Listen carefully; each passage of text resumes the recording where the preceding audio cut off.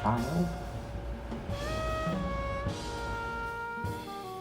That's where George lived for that period of time towards the end of his life.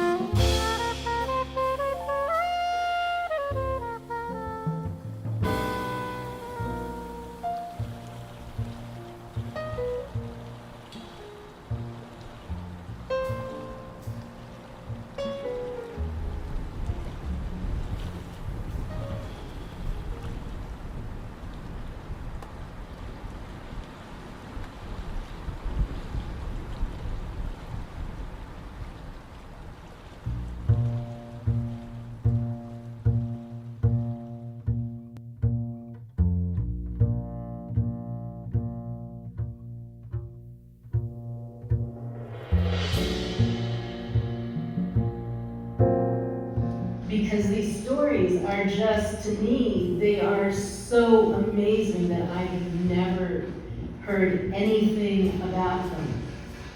I mean, you know, to grow up and to feel and to lack a real feeling of belonging and figuring, you know, where do I fit into this world is a real shaky ground.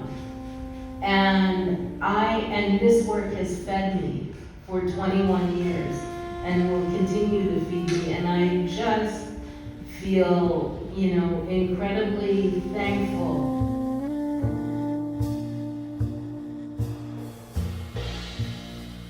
You know, magical things happen along the way.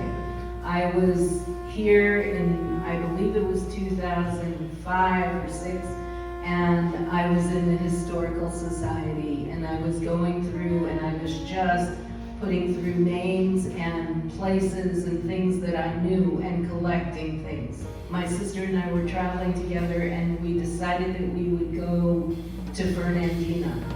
And in going to Fernandina, we happened to pass the Amelia Island History Museum. We went into the History Museum, where, you know, thinking we'll just look around. I do a pivot to the other area of the room. The room has 2 text panels that are 4 feet by 8 feet, and they are both about George. I click my camera, the director of the museum flies down the stairs to stop me, and I tell her I'm sorry. I said, and I told her I'm one of the many descendants of George Clark. She then welcomes me and turns me around, and there is a case right across from the panels, a vitrine, and in the vitrine, an architect from the University of Florida has created the town, a scaled version of the town that George plotted. So this area in red is old Fernandina. And if you can see its proximity to, you know, this is a small area in reality. And this is really prosperous, and it's prosperous for white people, for black people, for this whole mix of people. And so during the Patriots' War, this was the first place that they came to take over. And I imagine George was standing somewhere here when he saw the ships coming from South Carolina. No guns were fired because he went out and he took a flag and surrendered.